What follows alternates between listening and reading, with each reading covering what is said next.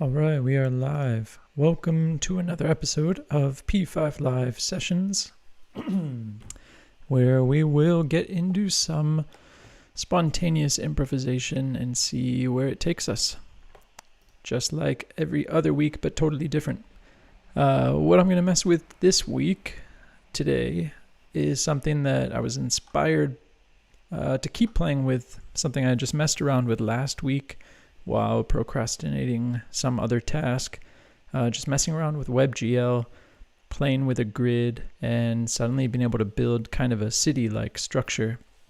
We're not going to build a city-like structure because we already did that, but instead I just want to play with the elements that's on the very ground of this, just a grid of different lines in three-dimensional space, and see what can happen when we have a bunch of those rotated in different ways, maybe building different kinds of forms, and just take advantage of grids.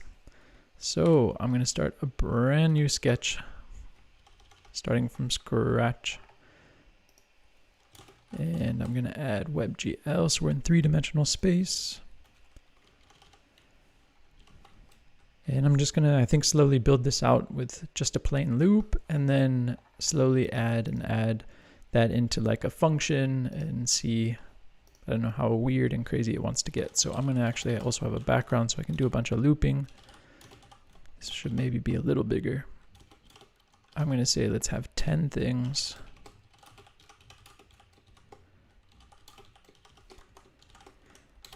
And first just draw a bunch of lines spread out. So I'll map my loop. And this is where I have to figure out how big this thing should be. And so I'm going to maybe already prep that some word comes in to tell this thing its like overall size. So I'm going to give this something like maybe just a W for the width, which for now will be half the width. Let's see if that's right. So I'll go from minus W to positive W, and then I will try drawing a line that goes like X minus W, X, W. And we better put stroke to be white to see this thing. There we go. So I only have 10, that's not very much. Let's have 50, there we go. And it's a question, if I do height instead of width, there we go. We get like a little square of lines, but they're 3D.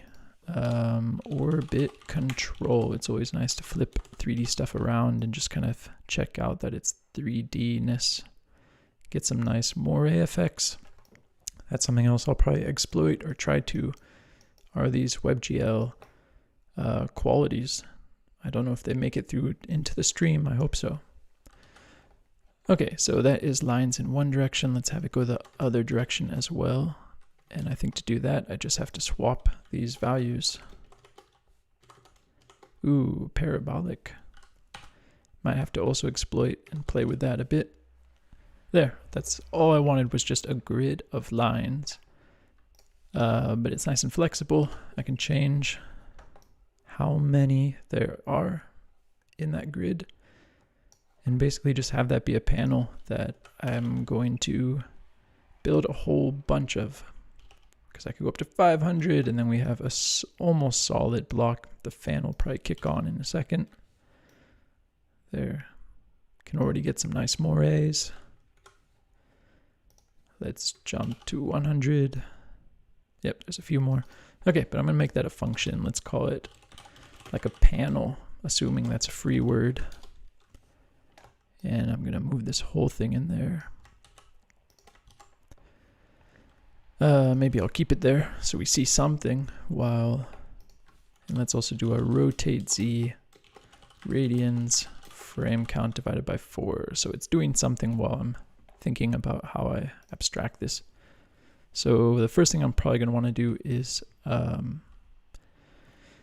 don't know if I even need to position it, but I probably do need to send it in like if I want to use these panels for like building a cube out of them, I'll need some kind of probably offset in XYZ.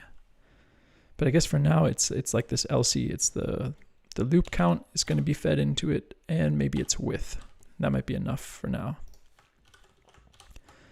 So I'm going to turn that stuff off for a second and try building one. Panel 100 height divided by 2. There we go. So now I can trash that and could have a couple of them. Let's have 2 panels, and one is 50, one is 100, and slightly different sizes. Maybe the opposite, 1.5. Just to play with, whoops. Just to play with, yeah, it almost looks like a microprocessor maybe. It's flat, so we definitely need to add some axis offsets to it. And the question is, what's the best way to do that? And rotation. I should definitely have a rotation in there. And it's probably going to be 2 different vectors, because I'll want to rotate in the X and the Y and the Z, and I should pass that thing in. So maybe it's first about the loop, the width, and then I should pass it a coordinate, or maybe I'll call it offset, and I'll call it rot. So we don't need these things anymore. And with the offset, I'm gonna want to push and pop this stuff so nobody else is affected by it. Maybe actually the whole thing. That maybe doesn't need to be inside the loop. We can put it outside, clean it up. I'm going to maybe just go back to our single one, make it a little bigger, and maybe make 2 of these things. Ooh, that already makes wild animations. Look at that. Divided by 2, divided by 2. This thing moves slower. Even slower. You get some nice moments in there, which we have to go embrace for a minute here. Yeah, it kind of does it. May or may not be visible out there. Ooh, that's kind of nice as well, what it does right at the edge. Giving an interesting edge texture. Okay, but we're going to go back to where we were. Speed it up a little bit. And I want to start offsetting one of these things so that maybe I first try to like build the bottom and the top of this thing. So I'm going to want to say translate off.x, off.y, off.z. And it's going to freak out because I'm not giving it that yet. So I'm going to say create vector 0, 0, 0. And it's actually going to be 2 vectors. Whoops. Actually, I'll just trash and duplicate it. Okay. So now I could tell one of them to have their z-axis be like maybe minus w divided by 2. W doesn't exist anymore. Maybe height divided by 2. There we go. So now they're offset, but maybe it shouldn't be a negative, but a positive. There it is. Right, because that one is in the middle, and this is either above or below. If I start it over, yeah, that's quite cool. We can already, we're kind of looking through this thing. I'm going to make fewer so that we can see it a little bit better. That's already kind of fancy. It's like we're hanging out upstairs in like a ventilation of an office above the panels. At least that's the panels of our university. Yeah, but we already get some interesting perspectives and parallax perspective there. As I make it bigger, it's like we're closer to it. Okay, that's kind of fun. Before I go anywhere, I'm going to give this a name so I can start cloning stuff. Let's call it grids. And I'm just going to clone that already once to keep that super simple state. Okay, so maybe all this should be normalized. I shouldn't have to put in like minus height. I should simply put a positive or -1. So I'm going to say 1. And then we know what W is. So I'm going to say this is times W, maybe divided by 2, I'm not sure. Probably without the minus, without the W. We'll find out in a second here. Or actually divided by 2, and this one should maybe be a -1. There we go. I bet will form our box. And I think all of these should probably be the same amount. I could make my life easy by making it a variable in case I have to change it. Let's call it let off scale equal that. And replace all of these in case that was wrong. And then the rotation, which should happen, I think, before I translate. Because if let's build one more of these things and maybe not go in the z-axis, but rotate it on one of these axes and then do the same thing. Rotate y. The tricky thing is the order of these events. Radians, this would be rot.x times off scale. There we go. And then the question is it, I always screw it up if it's the y and the x, or if it's the y, or it's the x, and this is the x. Whoops. I'm going to turn off rotation for a minute because it looks nice, but it's throwing off what exactly is happening. So we're looking straight down on this thing, and that is the x being manipulated. Okay, but let's add all of them. X, Y, Z. Let's just do it in the order. Y, Z, Y, Z. So now instead of doing that one, I could do this one.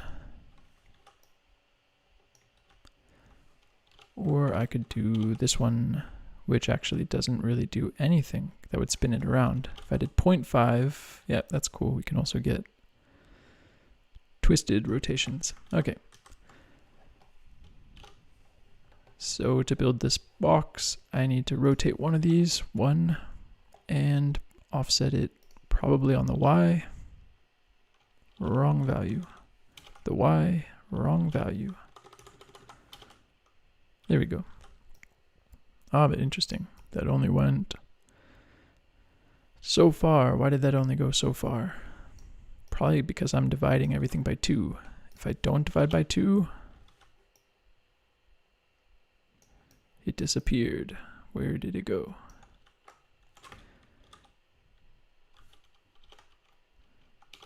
Interesting. Why did it disappear? Maybe because it's getting cut off in the z-axis. That could be. But it's still a question if the translate happens first or the rotate happens first. Let's try translating first.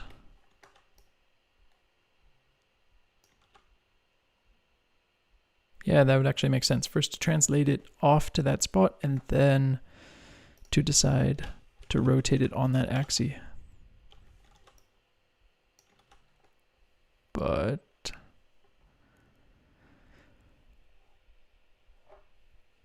let's see. Why is it only going so far over? I guess I can tell the things are not far enough apart from each other, so this divided by 2 is not quite right. If I do, oh, that might be right. And then I could rotate. That doesn't make any difference.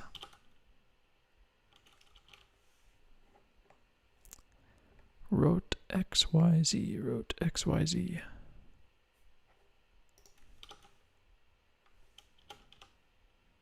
Maybe because the rotation should not be times, it has nothing to do with this off scale, this width. It's actually going to be like on 90 probably. That makes a lot more sense. 90, 90. Yep, so I can say go in a positive 90 or a negative 90 degrees. And now I'm still confused. Ooh, that's correct. Ah, there we go. Okay, so we've got one end and the X, no, rather the Y got matched up to the X. So that is a question if that's correct, or I sometimes mix up just based on the way they interact, if it makes more sense. Nope, it makes no more sense. Interesting. Undo everything. All right, leave it alone, don't touch it. Let's build another panel. This one I'm going to give a minus, and then it should be like the same thing, just closing in that side. Yep. And then we're going to duplicate and start a different rotation. So this will be from this axis and assumably a 1 here. Negative. Is it also this? No. Ah, wait, why is this having a 1? Because I borrowed from it. There we go. Yay, slowly making a cage. I'm going to quickly give this a loop, a variable for how many loops these things should use. I'm going to say let G for grid size just be 10, so that, whoops, so the fan isn't kicking on quite yet.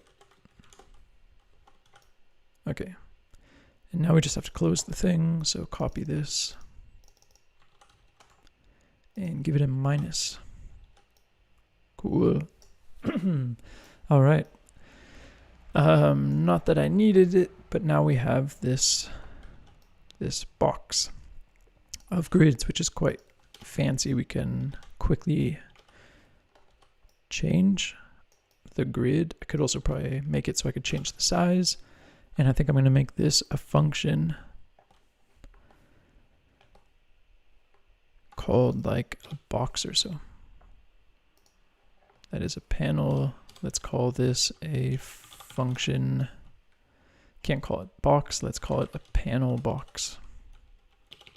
Or let's call it a box grid. And I'm going to need to tell it again this LC and W for the size, and everything else will be figured out inside. So I'm going to take this away, put this inside, and actually just call that first thing G for grid. And now invent one.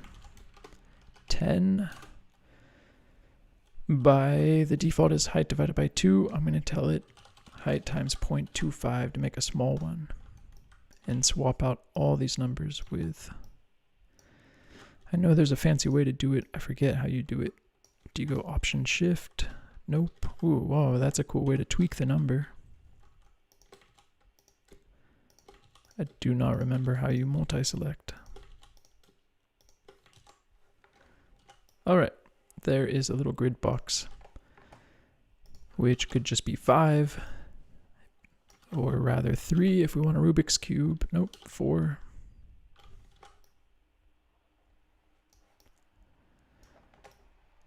And I think it'll get really interesting having multiple of these inside of each other. So I'm going to now call this one grids box and clone it again.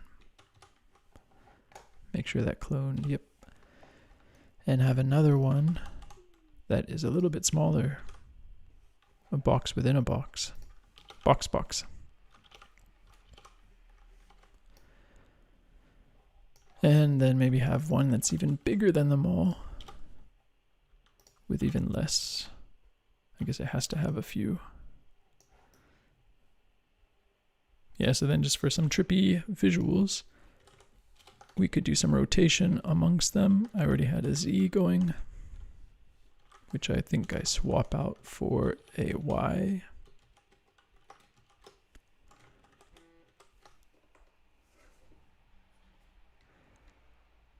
And then let's add more rotation on this. Copy, paste, divided by 5. Copy, paste, divided by 2. There we go. Box, box, box. We have one too many. Or not enough. We need even more. This one that's only half the height could actually be the height to totally submerge us. We're also doing the opposite. We're going, I'll go back big. Maybe the smallest one should have the tiniest amount of lines, and then they slowly get fewer and fewer lines as you get down. Yeah, but interesting to be inside of this thing. It's not at all efficient to be drawing actual lines versus vertices or something else, but the benefit is then all kinds of weird stuff could happen in terms of the stroke weight. Stroke weight, my shift key is doing weird things. Random 5, random 3, and have it be doing some sparkle. Random 1 or 255. Whoops, sorry about that. Just for the stroke. Yeah, it's so-so. What could be more interesting is having the stroke weight be based on like I. So it's slowly getting thicker and thicker.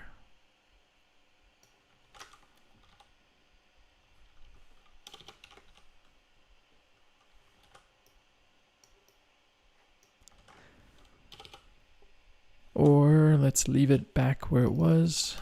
I'm going to start it over so it has the thin stroke. And I think it's time already to turn off background for a minute and see what this thing traces, which may just super quickly turn to white because we need some alternating lines in there. So that could also be interesting to say stroke 255, stroke black, and now we end up only seeing part of those shapes. The other lines are there, but that's especially worth it if I turn off the background and see what happens as it traces this thing out. Twist it a bit, 90 degrees. Save a couple frames.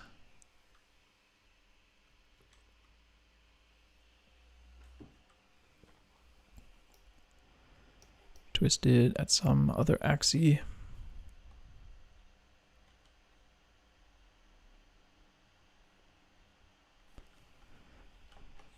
And the very smallest one, let me give that a lot of lines, because I think it actually helps to see the thing. And then it's a question, how many should these different levels have? 5, and maybe go up to 15, so the outside one has quite a big one that's clear at once.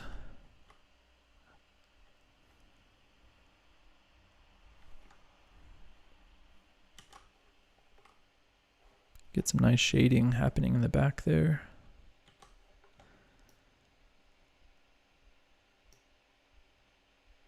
There's that perspective again. And I think it will be quite interesting to play with just like two of practically the same shape but different grid sizes, maybe even rotated, and see how they kind of fight with each other in the Z axis, or just simply on the way WebGL gets shaded,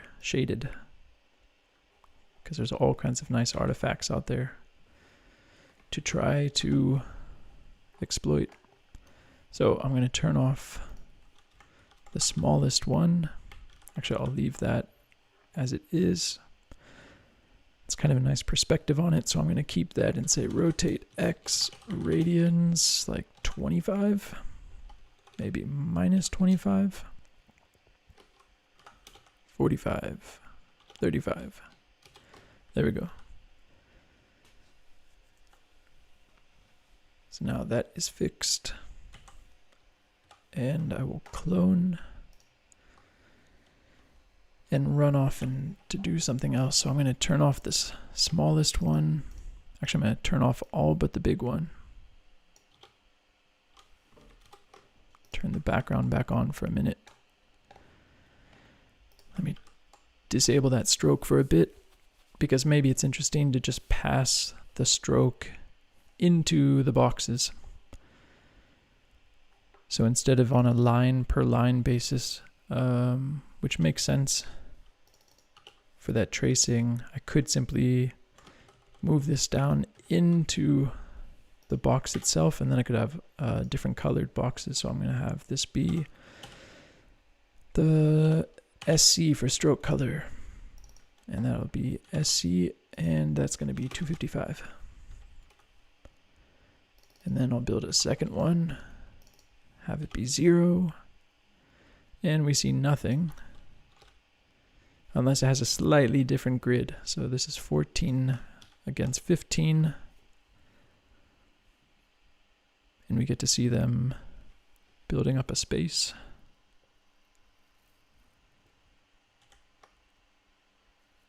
Yeah, this could also be interesting to tie in a little bit of some shader. There's a demo since December for doing some tilt, not tilt distortion, but like blur, disc Gaussian blur. It could be really nice to give blur to those edges and really feel like the space is a certain size. Because if I rotate this,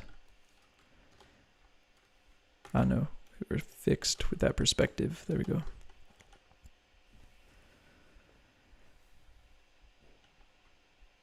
Yeah, it leaves all kinds of interesting detail in there. What if I divide these by 2, so we're outside of the thing? That's also interesting that now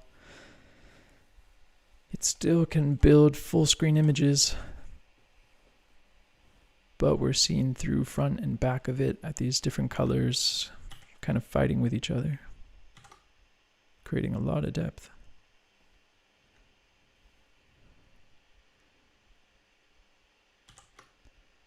Has some kind of Hellraiser movie poster qualities to it with these sharp edges. Let's rotate it a bit and check out another perspective. Ooh, right at the corner, that would be interesting. Every once in a while, I think it'll put us inside of it from the depth cutoff.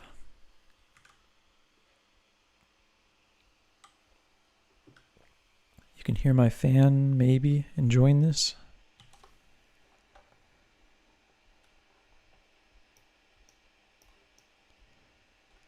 Yeah, let's test it once at a way lower grid, just to see what it's like with just a few lines. That creates some really nice shading. Becomes really abstract, really hard to tell what the form is, how exactly it's been made, until I twist it. And that could also be interesting to, while I twist it, have the background appear, so I'm clearing it and then get to render it for a little while at that position. Really have to work on getting better video capture out of the browser. There's a couple libraries I really have to check out to see how well we can capture this stuff. But I'm going to say if, whoops, mouse is pressed, then let's have a background. Let's do it a little cleaner just to be safe. So now I could set up the perspective.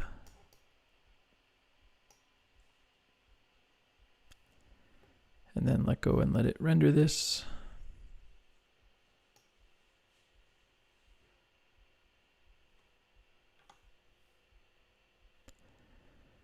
And now that the fan has had a little bit of a break, I'll try it with a much larger grid and see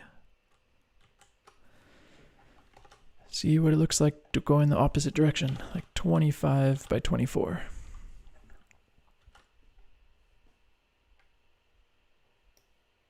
Let's place it maybe straight on.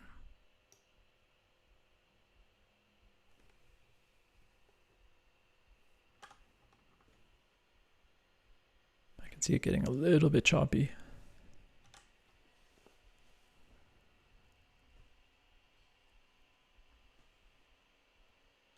Or it could be interesting to have one of these, maybe the one that's clearing it, to just be a fifth of it, so it's only every so often having the black cover up the white lines. and then try the opposite.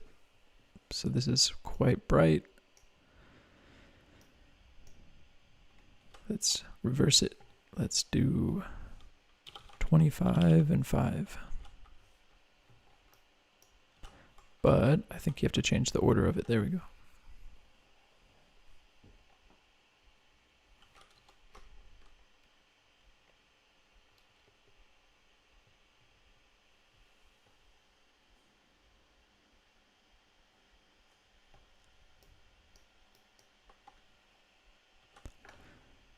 Divided by 4. The thing can just be floating in space.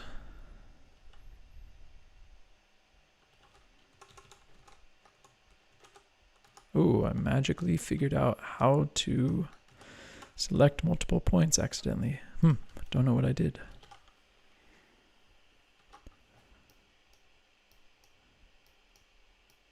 Okay, so that's interesting, playing with these boxes. That was just one of the things I wanted to figure out how to do. But I think it'll be interesting to also play with just panels. So I'm going to temporarily disable this if mouse pressed. I think I will go back to that kind of dangerous style if I forget it, but I'll just, that way I can turn that off and say stay on background. Let's have fewer grid points. Or maybe we only need one of them for the outer. And then let's have a plane inside of this thing and have the plane be like how many, it's going to be 10 by how big, width, by what offset, create vector 0,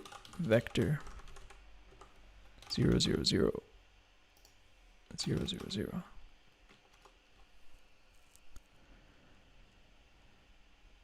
Whoops, because it's not called plane, it's called panel. Panel, there we go.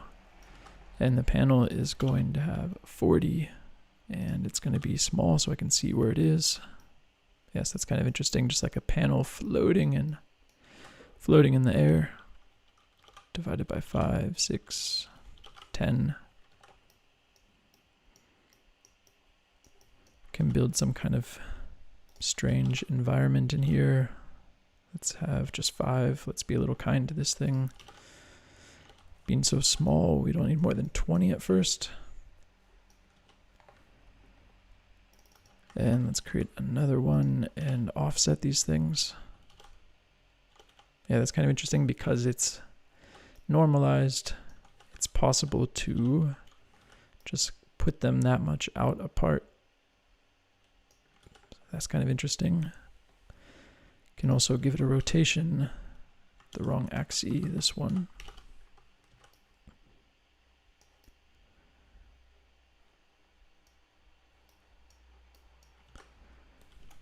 Yeah, but first let's build maybe 2 of these panels, one in that direction, one in that direction. Copy paste. There should be one below it.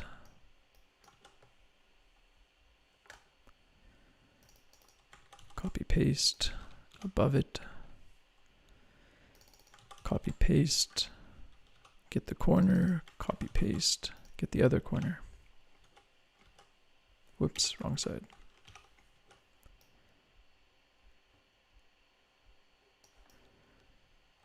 And the other side. Right, this has to be copy pasted with positives. There we go. Yeah, this could be the start of another kind of function. Maybe I give this a, what do I want to call it? Let D for distance. I had it as a 4 for now. So I should go through and put that everywhere. Could have thought of that before I did this.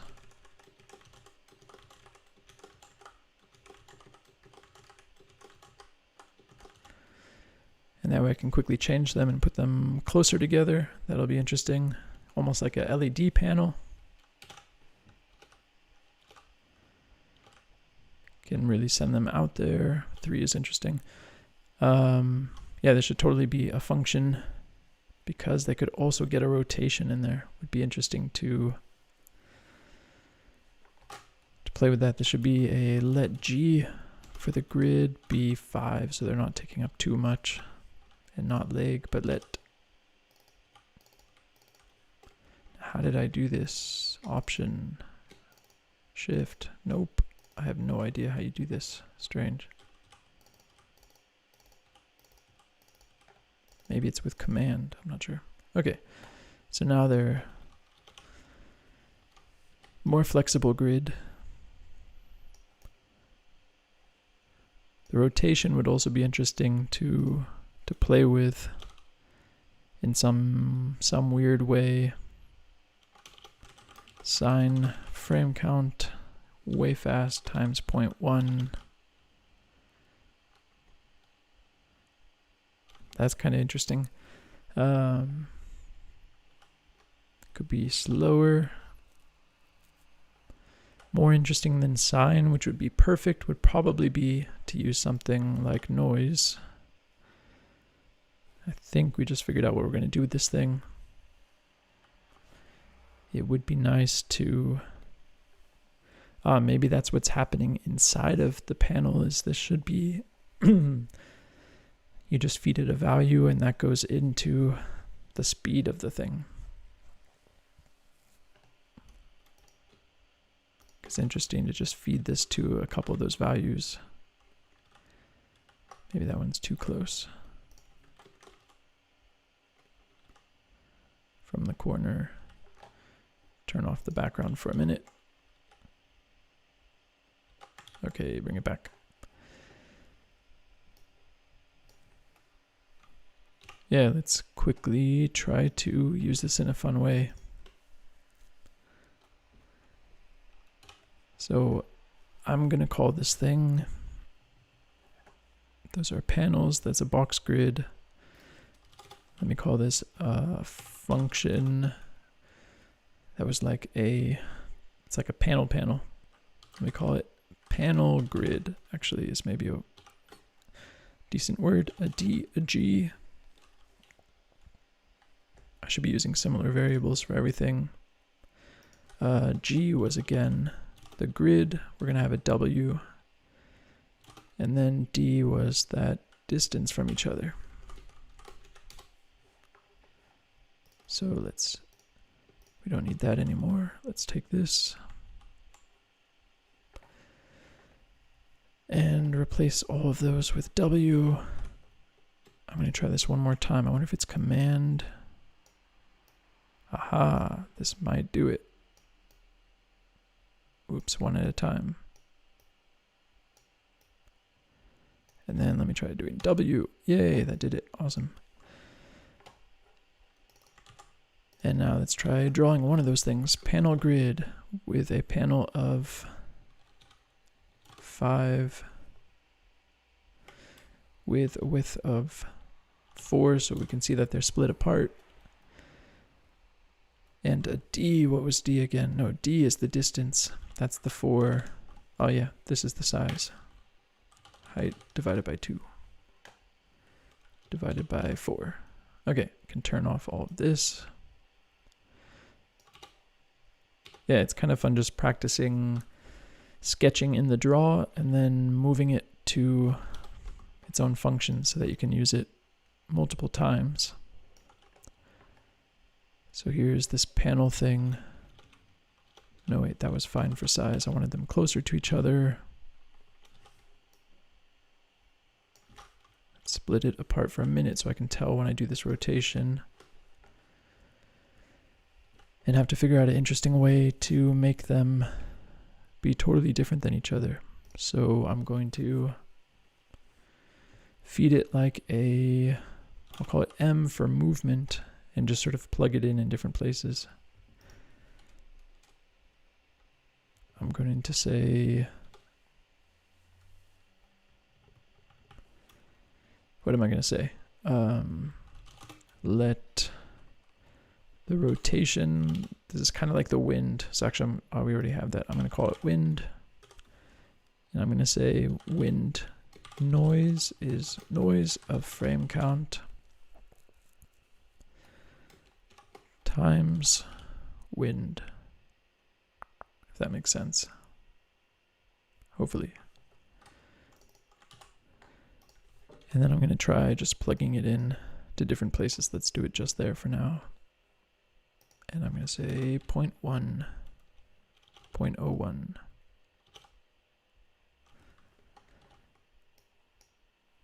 Yeah, so now that thing is kind of, I don't know, doing its thing. And this could be plugged in different places. It would quasi make sense if they were matching it, but it might be interesting to just alternate who is getting it on which axis.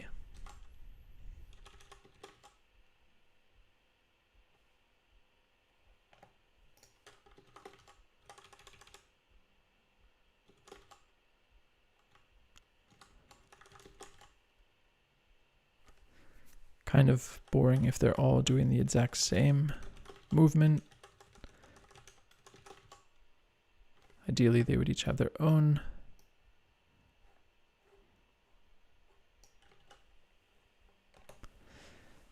And then this whole thing should probably have a push and pop, so I can push, pop. So I could also move this thing in space and do a translate.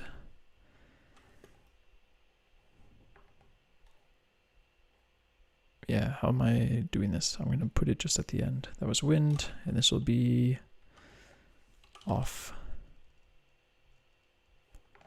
Translate off.x.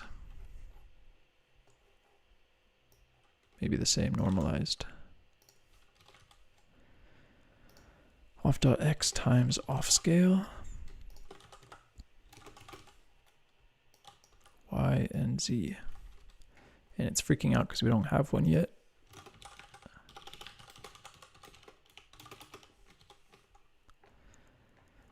And that way I could have two of them and put one of them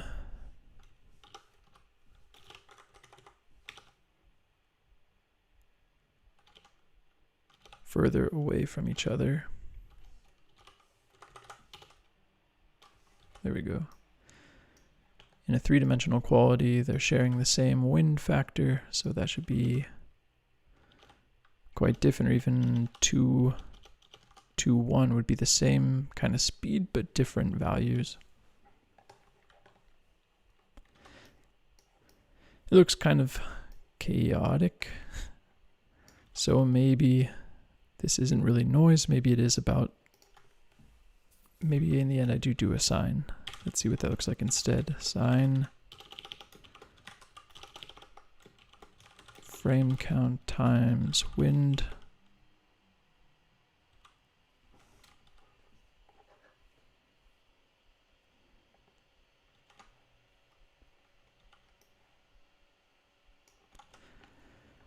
And we probably also want to give these things, how do we deal with shading of them? I could just do it first up here and say stroke 255, stroke 0. So we don't see it until turning off the background and see what that creates.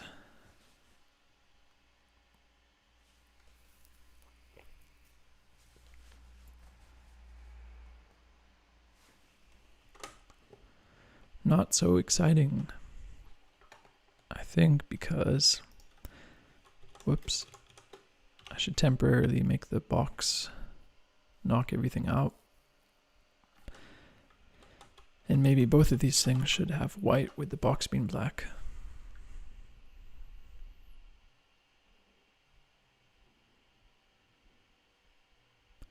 Nope, it kind of just looks messy. All right, we tried it. Let's go back to where we were. Bring back the background. I'm going to make the box much bigger so it's like we're inside of a zone. Or try to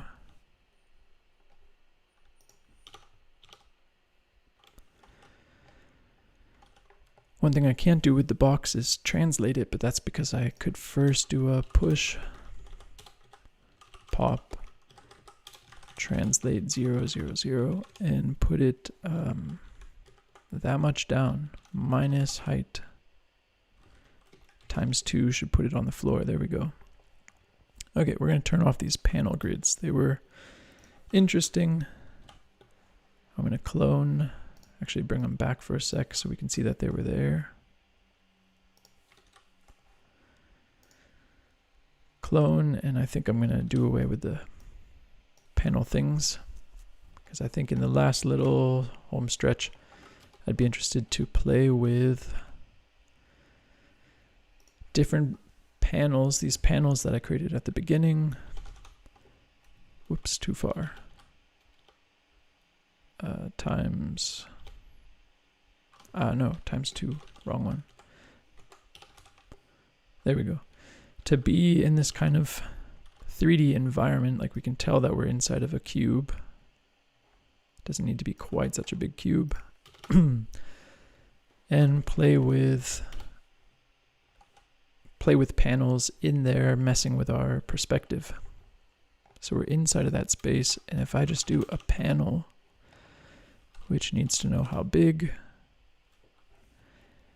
its width, we are at height, and then it needs these create vectors. This might not have been the fanciest way to do it. Create vector 0, 0, 0. And I already know I want to rotate this thing. Not on that axis, on this axis. There we go. Yeah, so there is like a subfloor. And then what I haven't done yet is animate these things kind of moving up and down. So essentially I move the camera by translating this, but if I stayed here, it could be interesting to send these things up and down in movement. So that's a 1. Whoops, rather a 0.1, 0.2. This would be a perfect spot for a sine wave. There we go. So this thing kind of goes up and down in that space. Kind of like building a little elevator. Luckily we fit right between the grid.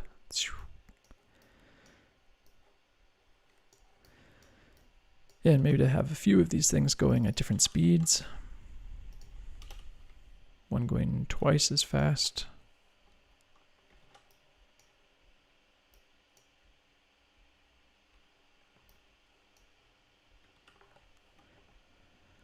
You can see what the grid should be like. The fan starts to kick up a little bit.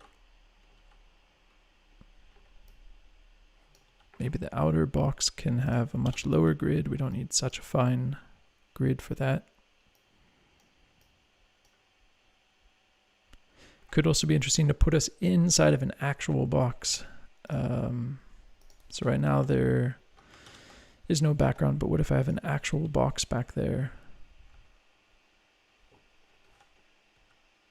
No, I'd leave it alone for now. Let's actually bring back this notion of 2 colored lines.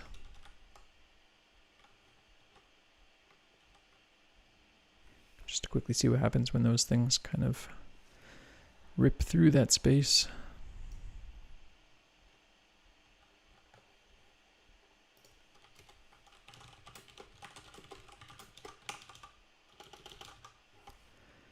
Could have them change color over time.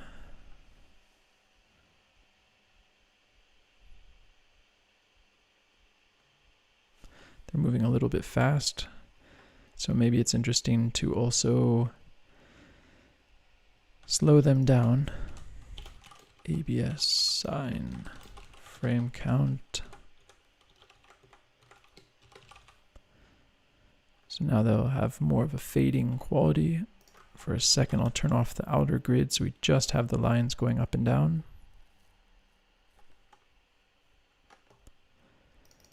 And maybe duplicate and make this the opposite. So we have 2 different colors going.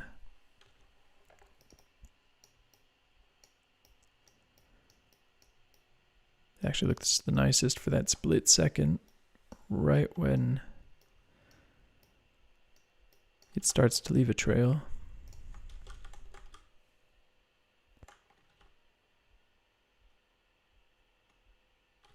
I'm going to slow these things way down.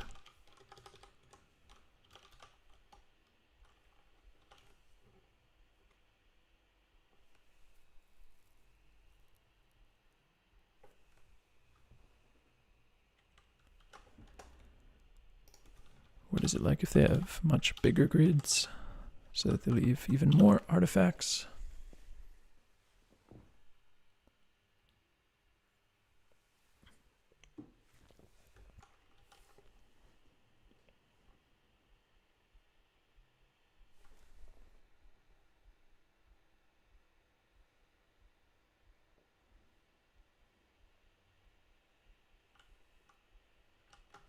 Okay. And what is it like if, let me bring this back.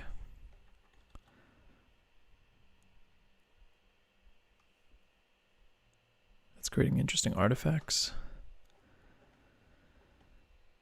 I think it's that they're super close to each other and just barely offset from one another. So actually it could be interesting if they're the exact same pace, but one of them is just like 1 plus the other one. But that made a huge difference. Why did that make such a big difference?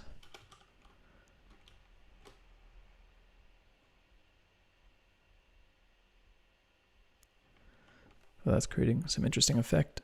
0.01. Now they're like just barely offset from each other.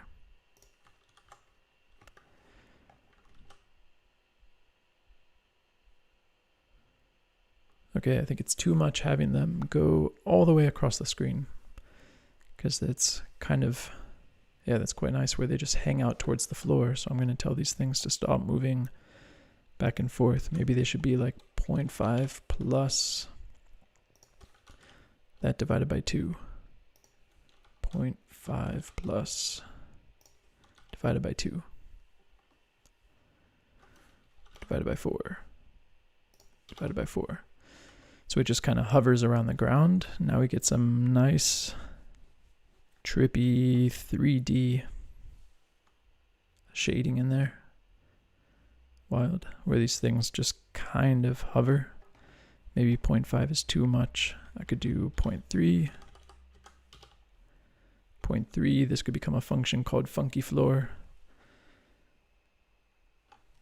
Yeah, that makes quite, it's almost going too high up. I think it should be 2.5. No, the opposite, 4.5. 4. So it never gets too high up where we see the lines cut off. It kind of stays being a floor.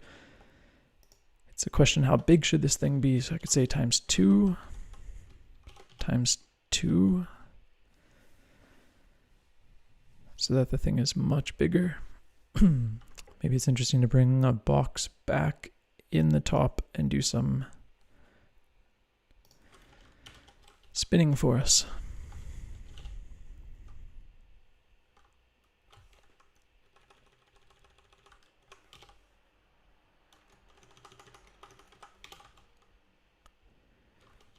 It could also use a similar stroke, sine, whoops, ABS, sine, frame count.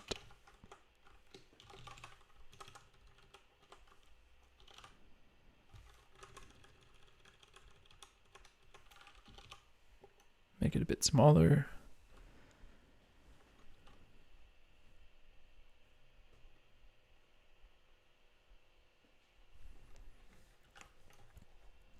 Maybe it changes color a little bit quicker. Put it inside of this thing and give it its own rotation. Rotate Z.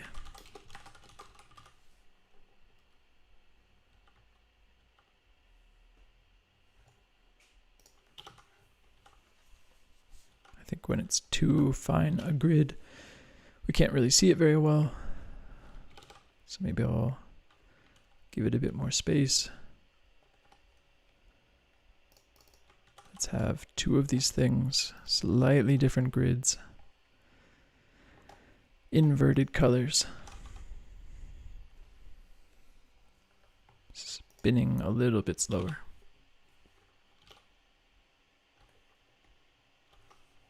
And make it a little bit bigger.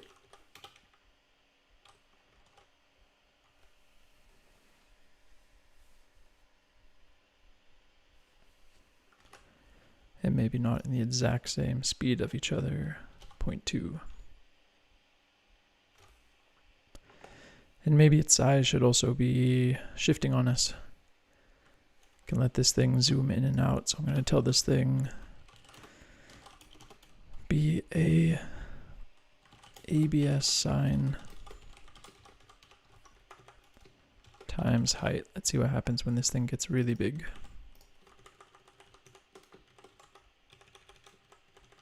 Definitely gonna have to slow it down.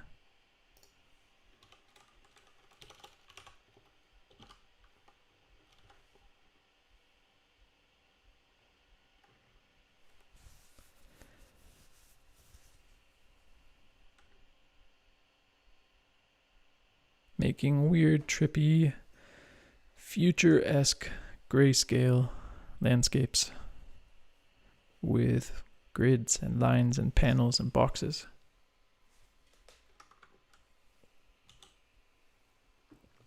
Create some really nice moire tracings back there. That's kind of, in the end, getting to one of the things I really wanted to exploit was just these weird artifacts that you cannot anticipate that happen through the WEBGL render. These are really nice swirls over here.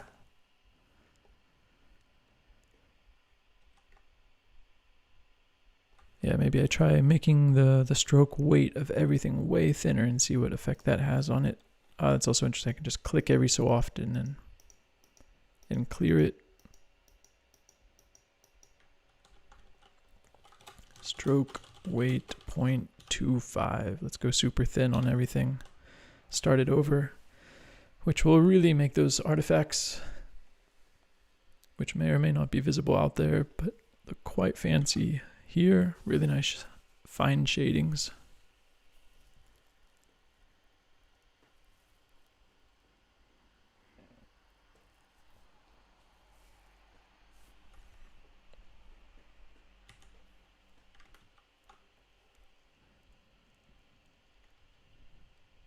Yeah, it looks like a wild sandstorm out there, some kind of metallic dome. I'm gonna guess it looks like, oh no, it looks like you can maybe see it out there.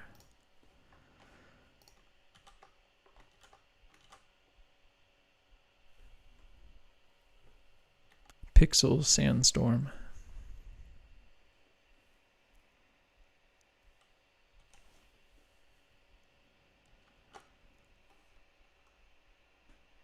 And if I go the opposite direction and let some of these things be bolder than they otherwise would be, we can see what this looks like with sort of, it'll become a much flatter shading to a point until it becomes really thick lines. But maybe even at 10, it's still, that makes quite a difference. It becomes way more graphic.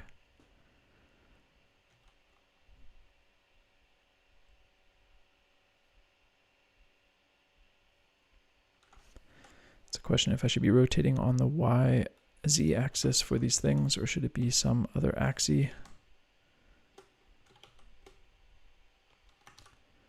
If I do no axis, nope, let's go back, Z axis.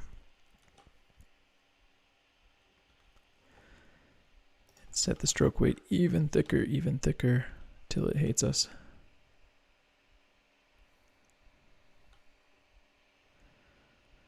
Too thick. Yeah, 5 was an interesting compromise of getting some smooth shading in there.